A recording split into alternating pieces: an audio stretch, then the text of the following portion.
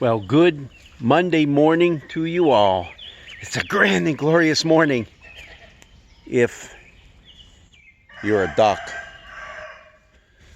Yeah, it's raining right now, so I'm headed to the barn just to kind of hang out in there for a few minutes until it lets up just a little bit so I can get these animals out and get them fed. But in the meantime, I'm getting wet and I don't like it.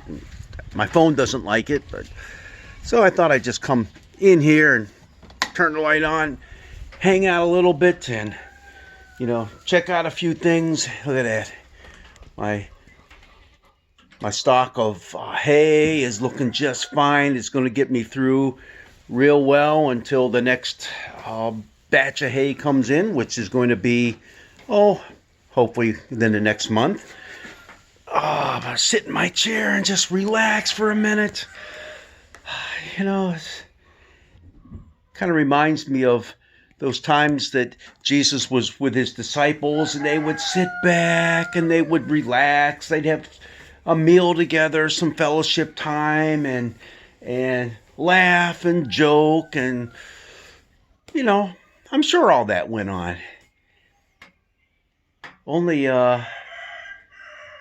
maybe that last meal we had with them was a little bit different. We've been talking about that recently in our gospel lessons for Sunday, and this Sunday is no different. It's the seventh Sunday of Easter that's coming up, and we're going to see in there an opportunity to eavesdrop on Jesus. What do we mean by eavesdrop? Oh, come on. You know what I mean. You've done it. You've eavesdropped on somebody's phone conversation, haven't you? You're walking by the kitchen and you hear, someone talking and, what are they talking about? What are they saying?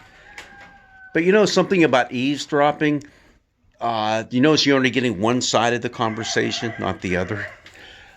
Well, we're eavesdropping on Jesus' prayer that he gave. It's his, what's often called the high priestly prayer. It's his final prayer that he gives before he goes to the cross. But he does it right there in front of his disciples. In fact, he's allowing his disciples to eavesdrop on his prayer to God. And of course, we're only hearing one side of the conversation. We're hearing Jesus' side. And at times, it's a very long, lengthy prayer. And at times, it's kind of confusing, too. It bounces here, bounces there.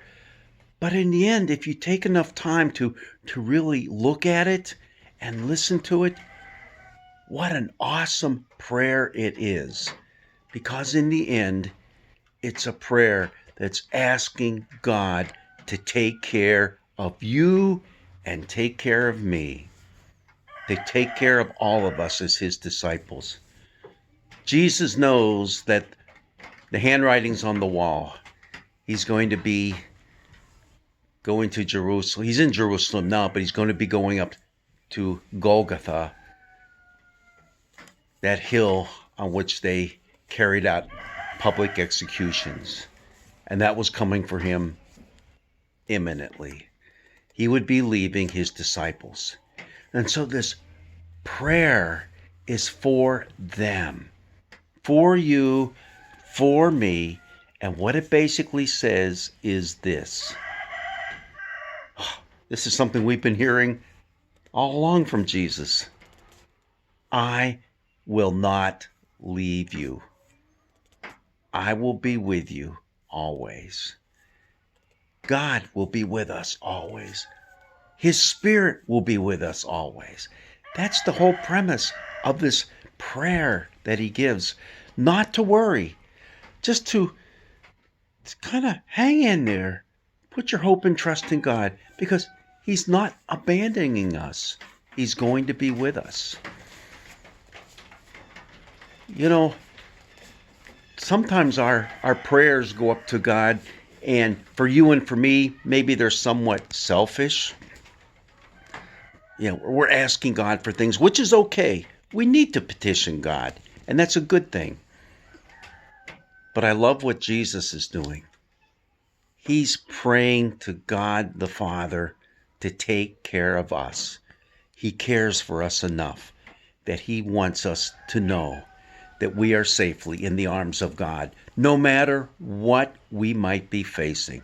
And those disciples, they were going to be facing a lot of hardships to come because of their faith and their trust in Jesus, their faith and their trust in God the Father that he was pointing the way to. We can do the same. Rest assured that God our Father has us safely in his arms. Jesus prayed for his disciples. He prayed for you and for me as well. Let's rest in the promises that are contained in that prayer. Let's rest in his love. God's blessings be with you this day.